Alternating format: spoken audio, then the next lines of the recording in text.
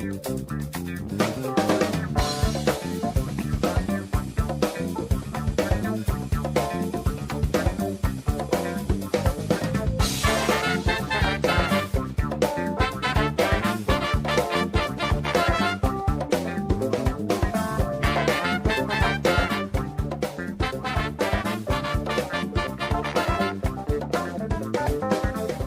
estamos de vuelta en los días más felices y tenemos con nosotros, así como lo anunciamos, a Claudio Marín, que es secretario general de FOETRA, del Sindicato de Telefónicos. Bienvenido, Claudio. No, gracias. Gracias por venir hasta acá. Secretario gremial de la CTA de los Trabajadores también, que es una conjunción súper interesante y de la que seguramente vamos a estar charlando.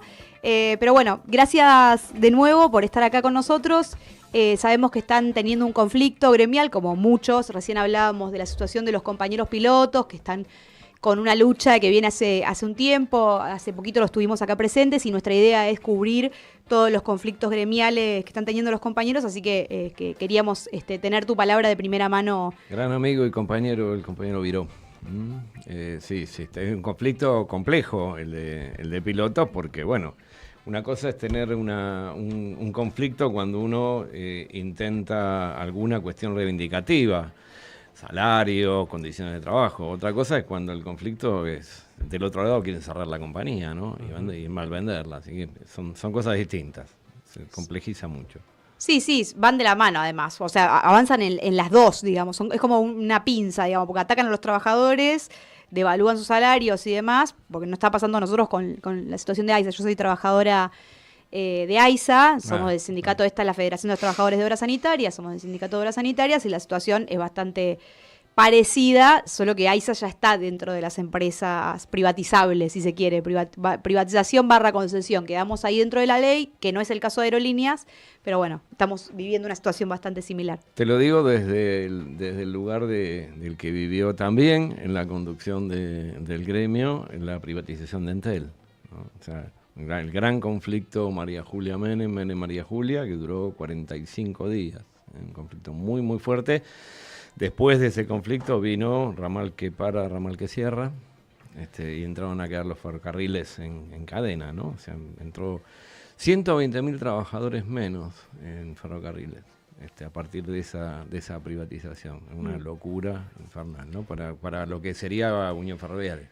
Sí, nosotros somos la fraternidad, yo pertenezco a UPCF, un gremio ferroviario, y eso se vivió así como lo cuenta. La característica de este gobierno en algún punto es llevar a los sindicatos a un conflicto, porque se sienten cómodos en esa arréglense, que la gente se arregle. Hay como esto cuando dicen, por eso quiero saber si pasa lo mismo en la organización de ustedes o en las empresas que trabajan, porque lo que percibimos es eso.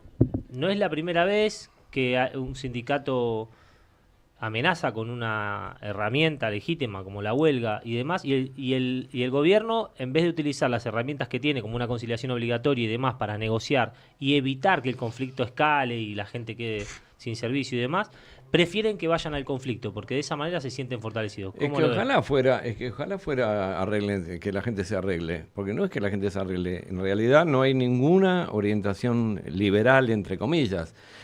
Acá no se respeta ni el acuerdo con privados. En el caso de las empresas privadas, nosotros discutimos con empresas multinacionales de primera línea, la segunda, la tercera empresa en volumen del país, y el gobierno se mete en contra, digamos. No es que deja hacer, no es que somos liberales, entonces que acuerden, no.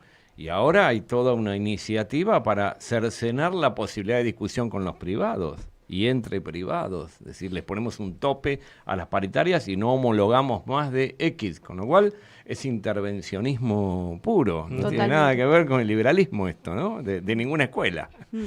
Bueno, pues son muchas cosas las que no tienen nada que ver con el liberalismo. Digo, volvieron impuestos que se quitaron hace algunos meses atrás, cuando, digamos, desde el liberalismo, por lo menos económico, se tiende a la baja o quite de esos impuestos que son sumamente regresivos, como es el impuesto a las ganancias, que además afecta a un montón de trabajadores.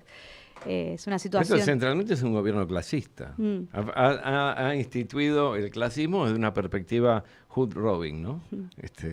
Vamos a saquemos a los pobres para darle a los ricos, está clarísimo. Sí.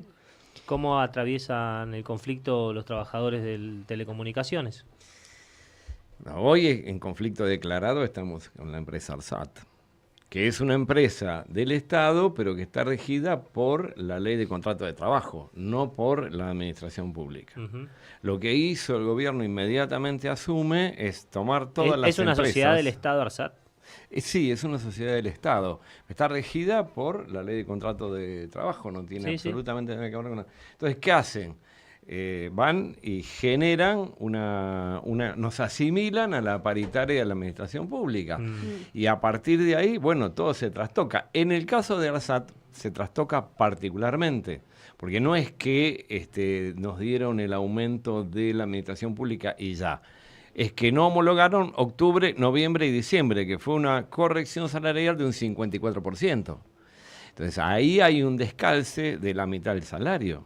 ¿Sí? Entonces ahí en ese momento no tuvimos ni para los trabajadores de ARSAT ni el aumento del 54%, que era lo que cerramos para toda la actividad de telecomunicaciones, ni el de la administración pública, con lo cual estamos en el peor de los mundos. Es coquitas y chocolinas, ¿no? No nos dieron ninguna de las dos. ¿Y por qué cree que se da esta situación particularmente en ARSAT? Que fue una empresa creada en el 2007, 2008, ¿no? Y yo te diría, mira, lo podríamos interpretar de muchas maneras. Si uno piensa que ARSAT es una empresa creada para acortar la brecha digital entre las personas, es una empresa creada para la integración de todo el territorio nacional. Es una empresa creada para buscar el desarrollo económico de absolutamente todo el país en un modelo de desarrollo. Ujú. Bueno, ya está. Nada tiene que ver con lo que el gobierno está planteando. Entonces, a partir de ahí, ARSAT se torna, entre comillas, innecesaria. Es como, nada, no tiene... Es como regalarle un peine a un calvo, ¿no? No tiene mucho sentido. Y con el tema de los satélites y eso, ¿qué pasaría con ARSAT? ¿Se venderían los satélites también? Muchísimas cosas. Muchísimas cosas. Mirá, en principio las órbitas satelitales son recursos naturales, son satélites geoestacionarios que van siguiendo la rotación de la Tierra. Están en un punto fijo e iluminan determinado territorio. Ujú. Ahí esas órbitas son recursos naturales que son finitos y que están regulados por un organismo internacional. En la medida que esas órbitas no se ocupen, se pierden, como cualquier otro recurso que no se utilice. Lo va a ocupar otro país que sí esté en condiciones y tenga la decisión de utilizarlo. Nosotros somos uno de los 7 países en el mundo que produce satélites y que pone en órbita satélites. Ahí tenemos un tercer satélite en desarrollo, ARSAT-3, con muchísima más potencia, mucho más moderno, y está parada la fabricación, a pesar de que eso tiene una financiación de un organismo internacional que ya liberó los fondos. Esos fondos los tiene hoy la administración, el gobierno, o sea, esos fondos no se están utilizando. Todo fabricado en el país y puesto en órbita por ahora en Guayana. Si esto no se hace, se pierde el satélite, punto 1. Punto 2, una infraestructura muy fuerte en data center, de los data centers más modernos de Latinoamérica, con mayor capacidad, podría albergar todos los datos del Estado nacional, provincial, municipal, lo que quieran. Produciendo un abaratamiento de costos muy grande, porque lo que no se pone en ese data center se puede poner en cualquier otro, de hecho se pone en cualquier data center de carácter privado y eso cuesta al Estado. Claro. Esto hay que pagarlo. Es un indicador de soberanía también tener satélites propios, ¿no? Satélites propios, data center propios con seguridad de datos, con control de esos datos. Y después la REFEFO, que es la red, una red potentísima, de hecho la más potente, 37.000 kilómetros de fibra, muy bien instalado, con todas las medidas de seguridad que tienen que tener segurizados, prácticamente totalmente segurizada, quiere decir que se corta, tiene vías de acceso que reemplazan ese corte y no perdés datos ni perdés transmisión. Bueno, y que está hecha para integración del territorio. Bueno, eso hoy por hoy es el activo más valioso desde el punto de vista monetario que tiene ARSAT, el tendido de red. ¿Cuántos trabajadores tiene ARSAT? son 650 en total país, de los cuales 550 están en la planta acá en Benavides, y ese es el recurso realmente más importante. El recurso humano es lo más importante, no solamente por un hecho social, si se quiere social, político, sino además porque realmente poder construir un plantel de trabajadores de ese expertise, con esos conocimientos, la verdad es muy, muy difícil. Y hoy se están empezando a ir porque se les paga muy poco, porque con esta caída del salario que yo les mencionaba recién, te encontrás con que hay falta, esos trabajadores no pueden parar la olla, digamos, ¿no? Y son puestos que se requieren en otros lados, en los sectores privados, se van yendo. Son trabajadores que termina perdiendo la Argentina, además, porque no solamente es que se van de ARSAT, sino que muchos también deciden irse del país y llevar todo ese conocimiento que formaron acá, que trabajaron acá y lo pudieron laburar, lo llevan a otros países. Y es una pérdida a nivel nacional muy importante, porque son conocimientos, las telecomunicaciones hoy en día son servicios que realmente lo necesitamos para vivir el día a día. Y es como vos decís, no pueden parar la olla porque atrás tienen familia, tienen su casa, sus hijos a quienes tienen que mantener, y bueno, es esto. Y por eso también agradecemos mucho que los compañeros sigan resistiendo en la lucha, porque ya son varios meses que vienen golpeados los compañeros de ARSAT. Así es. Bien. Y a su vez es un colectivo joven, son compañeras y compañeros o sea, la composición etaria de la planta de ARSAT es bastante joven. Y a su vez no tienen experiencia sindical. Claro. O sea, muy poca experiencia sindical. Entonces, lo que fuimos viviendo en todos estos tiempos, producto de la necesidad de resistencia, fue un acercamiento cada vez más grande del activismo, de los compañeros participando, y bueno, última marcha al Parlamento la semana anterior, y cerca de 300 compañeros asistieron a esa marcha. Estamos hablando sobre un colectivo de 550. Tremendo. Claro. Gran adhesión. Es muy fuerte, muy buena adhesión. Sí. Qué bueno eso. Yo quería, bueno, en función del rol estratégico que digo, se desprende de lo que nos contás que tiene ARSAT, ustedes como gremio también son parte de una confederación, creo que vos sos secretario general de una confederación de sindicatos de telecomunicaciones, ¿no? Así Confitel. es. ¿Cómo se crea y cuál es el objetivo de la confederación? Te quería preguntar. Y, a ver, hay un proceso en la industria, en las telecomunicaciones, de descentralización, desregulación, pero esa descentralización y desregulación no va solamente como una cuestión de negocio, también va vaciando los sindicatos. O sea, que se hace es tratar de desregular lo sindical, es decir, las nuevas compañías pequeñas, no se encuadran ni sindical ni convencionalmente en ningún gremio. Entonces hay trabajadores en gris, trabajadores en negro, trabajadores encuadrados en nada, fuera de convenio, ¿Quiénes son esas nuevas masivamente fuera de compañías? convenio. ¿Qué compañías? Son 650 compañías que tienen licencia de telecomunicaciones y que son muchas compañías de nicho. Pero ¿como qué serían? Por ejemplo, una compañía que brinda servicios de internet en un pueblo. No solamente en un pueblo, si vos vas hoy a Telecentro, gran compañía, ¿no? Telecentro, ¿dónde está encuadrada? No se sabe. Uno puede decir, está en el SATSAI. No, el SATSAI no aplica convenio.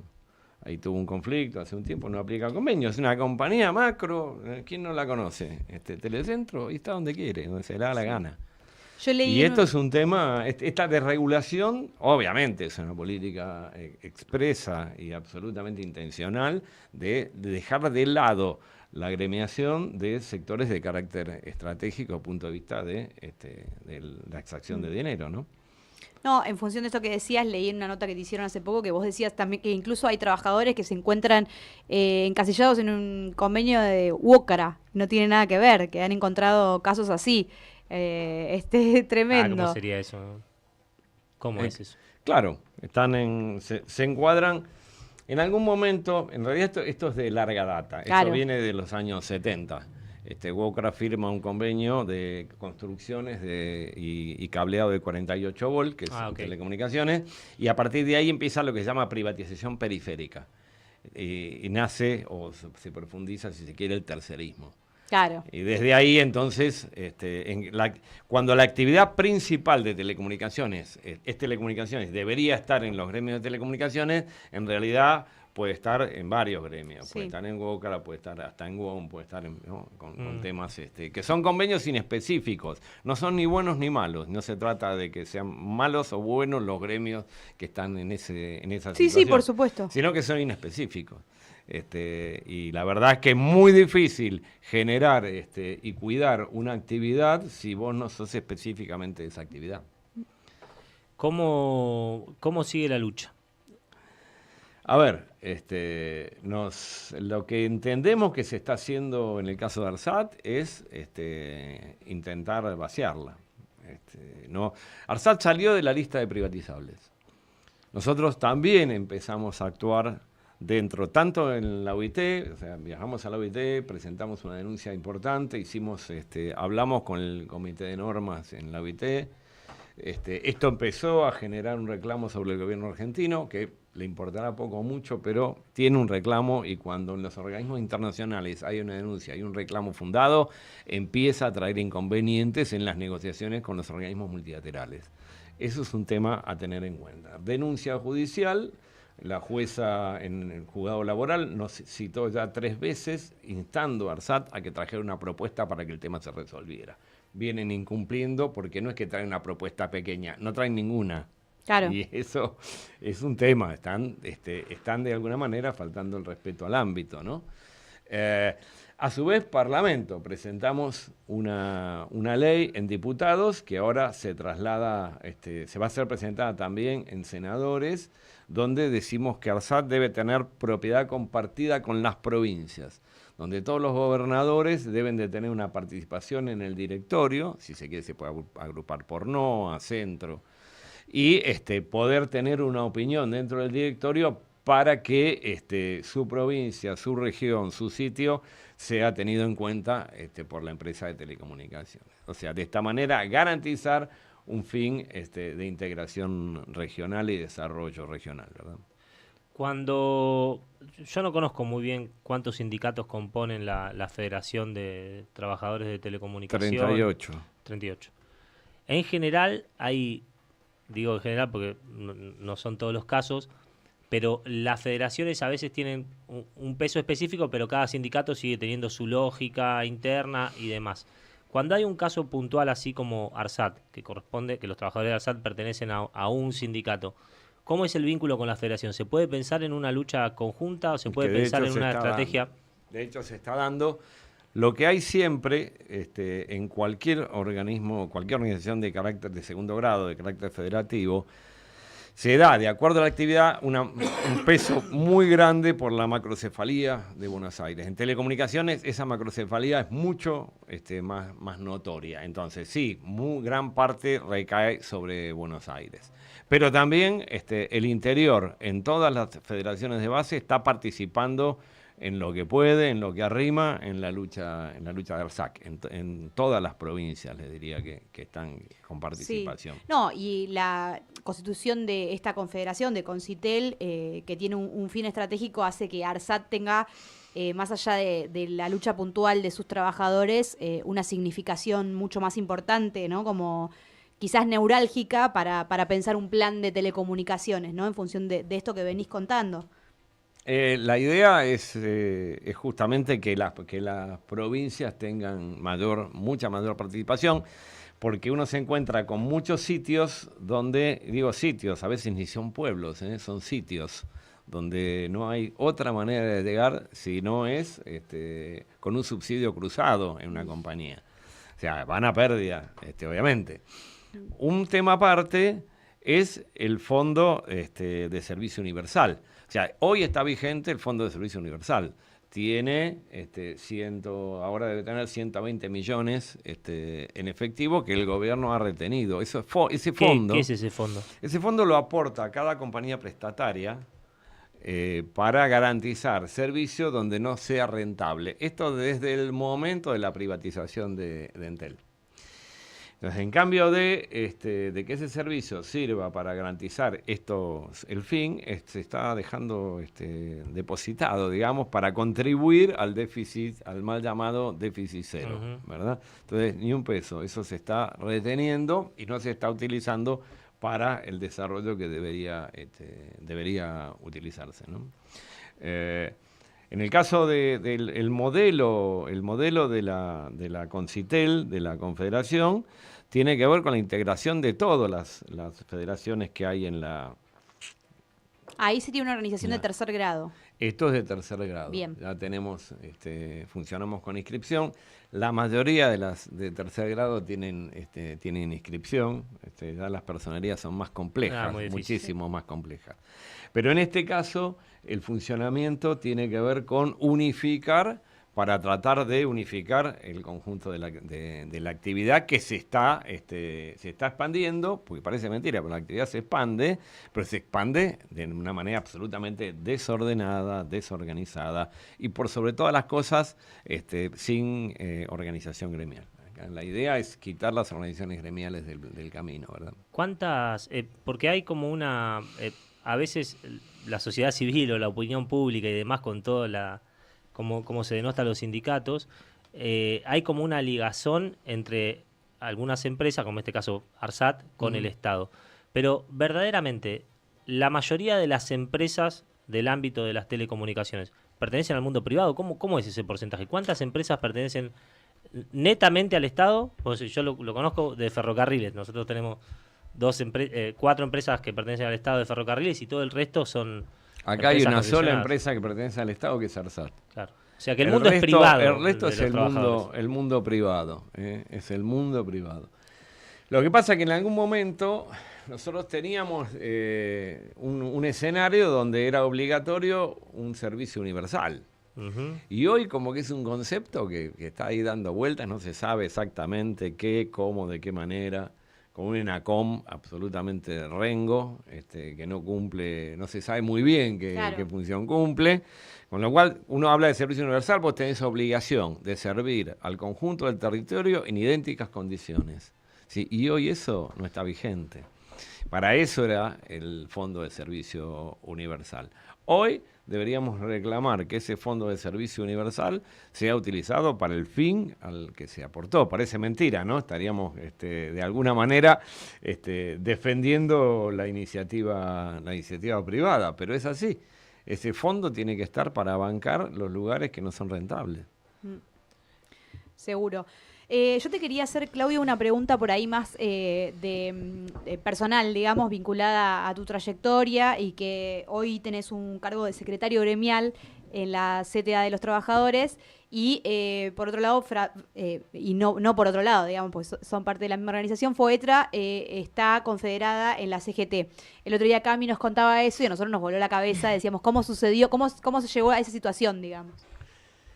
Mirá, en FOETRA nosotros recuperamos el gremio en el año 97, con un secretario general en la CGT y un secretario adjunto en la CTA, que es el que les habla. A partir de ahí, FOETRA funcionó con esta dicotomía permanente que terminó no siendo dicotomía, terminó siendo complementaria. Porque si vos tenés, si el fin es defender los intereses del conjunto, y bueno, todo lo demás es absolutamente táctico. Para nosotros es táctico en defensa de los intereses de los compañeros y las compañeras. A partir de ahí no tenemos contradicción en el funcionamiento, porque siempre buscamos un bien común, un común denominador. Si esto realmente se maneja así, y la verdad se ha manejado en los últimos 27 años de esa manera, creemos que es un modelo que puede seguir adelante. Siempre buscar puntos en común, siempre buscar acuerdos.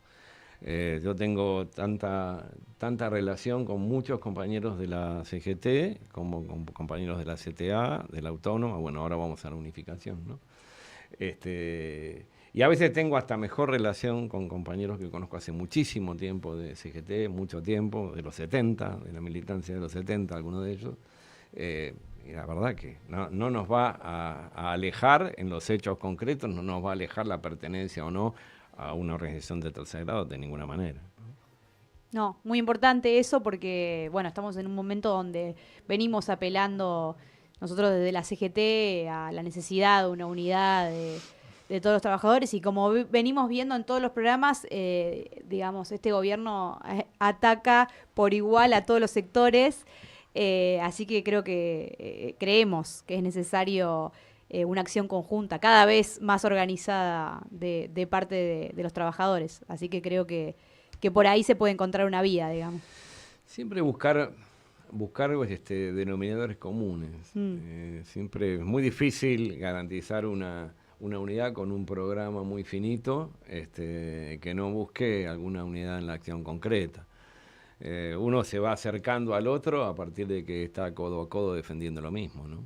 Esa es la mejor manera de acercarse, así como lo hace la gente en los lugares de trabajo, como hace la gente de base, digamos, se hace amigo, se acerca, pertenece, participa. Esto es lo más importante. Es verdad que a veces nos une el espanto y no el amor, ¿no? Bueno, tal vez sea una coyuntura para pensarlo desde ese lugar, ¿no? Y mencionábamos al comienzo del programa el famoso apotegma de parece que nos estamos peleando, pero en realidad nos estamos reproduciendo. Hay una lógica de divisiones y acercamientos en el movimiento obrero en toda la historia, no es novedad, entre la CTA y la CGT, o la conformación de la CTA, después de la otra CTA, las distintas CGT que fueron pasando, que coexisten también, hace ya casi 15 años que tenemos 3 secretarios generales y bueno, y vamos conviviendo con eso. Nosotros también dentro de la juventud tenemos una mirada de unidad también, pero cuando hay a veces diferentes miradas y demás, para no romper directamente, como que se van loteando algunos lugares y demás. No sé si se pierde fuerza o se gana fuerza, pero se va coexistiendo, se va cohabitando a sopardo. Así que estamos, por ahora, la juventud en algún momento ya ha planteado algunas cuestiones. Veremos qué dicen los secretarios generales. Creo que se va a ir hacia... Necesariamente en este momento necesitamos, cuanto menos, tener una unidad en la acción, dejar algunas diferencias de lado para poder salir adelante, porque viene brava la cosa. Viene brava como no vino nunca. Y te hablo de haber militado en la dictadura, ¿no? Viene brava como no vino nunca, porque la diferencia es que se ha generado y se ha cristalizado un consenso. Un consenso para un programa, para una promesa de futuro que hizo este gobierno. Este gobierno prometió futuro, prometió el paraíso, prometió sufrimiento y paraíso, ¿sí? Y eso es un tema. Nosotros no prometimos paraíso, tampoco sufrimiento. Pero no presentamos a dónde queríamos llegar. No dijimos, che, queremos ir a este lado y vamos a ir por este Quizás lado, sí, pero un poco tarde. Sí, bueno. Quizás sí, no. pero porque hubo propuestas concretas de campaña, de hecho las militamos, pero un poco tarde, ¿no? Como llegaron como a última hora, digamos. Y también no había un nosotros bastante claro, ¿no? No existía un nosotros bastante claro, había una diversificación dentro de... Sigue sin existir un nosotros bastante claro todavía, parece. Pero por eso, no había en ese momento, quedó de manifiesto, y en algún momento ahora está todo muy revolucionado, pero va... La orientación política tiene que ser para la gente, no para la vanguardia. La orientación para la gente contiene una política para la vanguardia. Y eso necesariamente tiene que ver con el poder hacer. La gente se mueve en la medida que puede resolver su situación personal. No es como nosotros que nos vamos a militar a como dé, digamos, y de cualquier manera. La gente participa. Cuando digo la gente, digo millones. Millones y millones y millones. Participan en el voto porque entienden que de esa manera pueden cambiar. Es una gran movilidad, la movilización más grande que tenemos, ¿no? Son las elecciones generales. Y eso lo hace y participa porque si yo voy acá puedo lograr una mejora en cómo estoy, es concreto.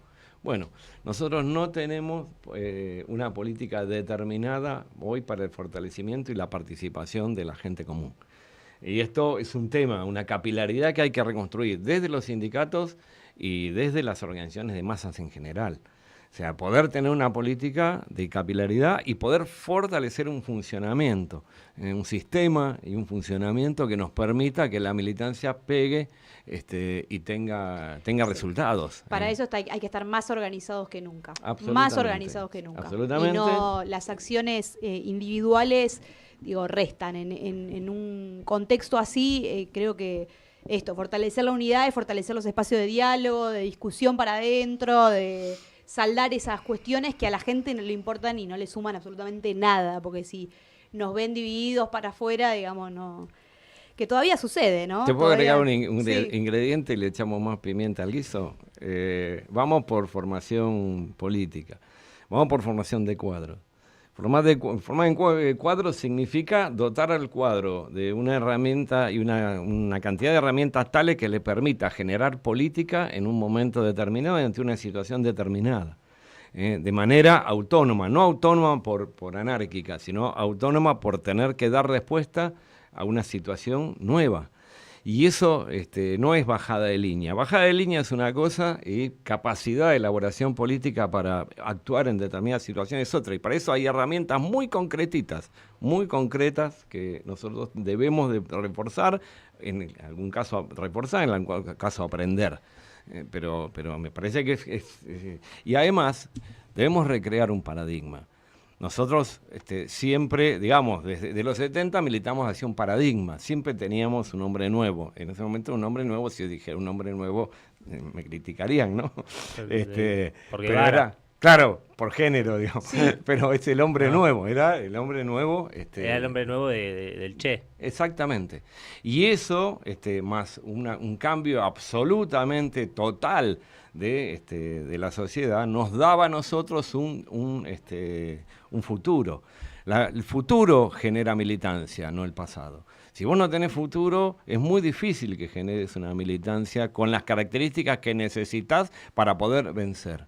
Porque si nosotros vencemos porque somos muchos y porque estamos convencidos, si no, vencen ellos que tienen mucho más medios. Totalmente. Entonces, recrear un paradigma que sea creíble y que sea posible, ¿no? No por el posibilismo. Es necesario para poder generar militancia y recrear esos ámbitos. Pero ¿no hay un paradigma inconcluso dentro del movimiento obrero o con el legado del general Perón también de la felicidad del pueblo y la grandeza de la patria? ¿Cómo sería generar otro paradigma? Sí, lo que pasa, a ver, eso desde el punto de vista de lo genérico está bien. Y nadie, o sea, ninguno de nosotros puede estar en contra, no, sí. está todo bárbaro. La justicia social, algunos se ponen en contra, sí, vas a tener los que están a favor y los que están pero digo, de los que estamos a favor, nadie puede tener una objeción en relación a esto. Ahora, hoy por hoy eso no alcanza, porque en los últimos 70 años estamos retrocediendo. Y retrocedemos en la participación del PBI. Entonces aparece alguna cuestión sobre un sistema de fronteras nacionales, sobre un sistema de falta de integración de las regiones, donde lo internacional no tiene el peso que debería tener. O sea, es muy difícil discutir desarrollo dentro del marco de este sistema de cambio y de apropiación, si no tenemos en cuenta una región para 500 millones de consumidores, no para 50 o 40 o lo que fueran millones de consumidores. Es muy difícil entrar a competir en el mundo capitalista si no se tienen una visión más relativa de las fronteras nacionales. Léase mercado común europeo, léase China en sí misma, ¿se entiende? Sí, sí. Nosotros no podemos plantearnos un modelo de desarrollo solo desde las fronteras nacionales en estas condiciones del mundo. Es la política internacional, decía Perón. Exacto. Ya lo decía Perón. Bueno. También en muchos de los casos para Latinoamérica, también en la Argentina productiva, pensando en Perú, pensando en Bolivia, quizá tenemos competencia con Brasil en lo que producimos y demás, hoy en día, porque Brasil ya es bastante industrial, pero podemos ser proveedores de Latinoamérica tranquilamente, afinando los lazos.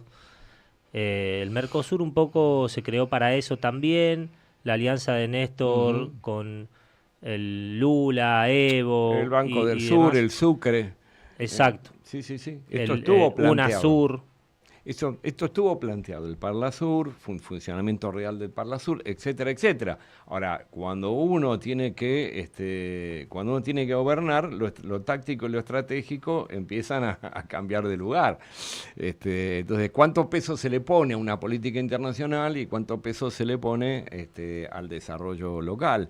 Y eso hay que tratar de revisarlo, y lo tenemos, todos los cuadros tenemos la obligación de entrar en esta discusión. Y les agrego más pimienta al guiso, si quieren. Miren. Algo va a estar repicante. Vamos a poder comer me después. gusta, me gusta. Mandale, yo como sí, mandá. Bueno, hay que ver cuáles son las posibilidades de desarrollo en un mundo como el que tenemos, independientemente de la integración latinoamericana, cuando un sistema empieza a entrar en una contradicción cada vez más grande. Una cosa es hablar de desarrollo en determinado momento, ¿no? Hace 70, 50, 60 años atrás, y otra cosa es decir, si hoy las medidas necesarias para el desarrollo no chocan contra los medios de producción y de cambio y las formas de apropiación que hoy tiene esto. Si no tenemos que empezar a hablar de otra cosa, independientemente de las experiencias históricas. Cuando hablamos de desarrollo, ¿hablamos de crecimiento con inclusión o hablamos únicamente de crecimiento? Hablamos de crecimiento con inclusión. Si querés, también habría que revisar el término desarrollo. No, porque algunos dicen, nos estamos desarrollando, sí, pero te desarrollás vos solo. Eso no es desarrollo. Eso es crecimiento sin repartir la torta. ¿Cómo ves el rol del movimiento obrero en la actualidad? ¿Notás alguna diferencia desde que ganó Milei las elecciones, que está en la centralidad de la política? ¿Y qué te parece? Absolutamente, de columna o de pretensión de columna vertebral pasamos a ser el rabo, ¿no? Se complicó esto. Y también se complicó porque probablemente tengamos una visión o hayamos sostenido durante mucho tiempo una visión muy corporativa de cómo funcionan y cuál es el rol de los gremios. Nosotros no hemos, si ustedes me preguntan, yo diría que nosotros deberíamos dar cuenta de los movimientos sociales en general, los gremios organizados. Nosotros también tendríamos que tener, y no es una política decir que llamo a una reunión, o ver cómo coordinamos la marcha, eso está bien, eso hay que hacerlo, está bárbaro. Pero sí como los gremios tendemos un puente para que esos movimientos sociales vuelvan a ser parte de un trabajo formal. Y eso no lo hemos hecho. Totalmente. Tampoco desde los movimientos sociales se ha planteado, o sea, nosotros hemos tenido mucho tiempo, por ejemplo, la bolsa de trabajo para ingresar compañeros y compañeras, hemos tenido y seguimos teniendo una política de formación profesional, de FP, muy extendida, y sin embargo no hemos tenido requerimientos de los movimientos sociales para ver cómo se integraba tampoco la política, formal. Tampoco los dirigentes que dicen que hay un 40% de la población que es afiliada a los sindicatos, ha durante sus mandatos tendido esos puentes para el pase de un plan social al empleo genuino. Eso también hay que decirlo, porque de ese lado se dice, bueno, los gremios ya no son representativos del total de la masa trabajadora, pero bueno, ¿qué hicimos desde nuestros gobiernos para que esos trabajadores informales pasen a un trabajo formal, estable, duradero y formen parte de lo que llamamos... Y cuando vos tenés hoy 2,5 millones, 3 millones, y con la reforma, con la mega ley tenés una posibilidad de que todos sean colaboradores, digamos, ¿no? Estás institucionalizando el trabajo en negro, y bueno, hay una política claramente de debilitamiento de lo que está sindicalizado. Seguro. Ahora, nosotros no hemos hecho todo lo que teníamos que hacer. Yo me incluyo, digamos. Hemos tenido una política hacia lo corporativo, pero no decir, a ver, cómo integramos todos los movimientos para ver cómo dejan de tener una situación precaria y pasan a tener una situación de relación de dependencia. Es más, empieza a surgir, como todo fenómeno social, empieza a surgir la justificación política y teórica de que el trabajo como tal, el trabajo como lo conocemos, ya deja de ser una tendencia mundial. Una pavada, digamos, ¿no? No es así, pero bueno, siempre aparecen estas cosas. Fukuyama, el fin del trabajo, ¿no? Sí, el fin de la historia. Sí. Muchas gracias, Claudio. Ha sido una entrevista muy interesante. Te agradecemos por estar acá, por acercarte a los estudios, por este espacio y por contar la situación de los trabajadores telefónicos. Y mucha fuerza en lo que sigue. Muchísimas gracias a ustedes y es un gusto charlar con compañeros y compañeras en estos términos. Muchas gracias. Gracias.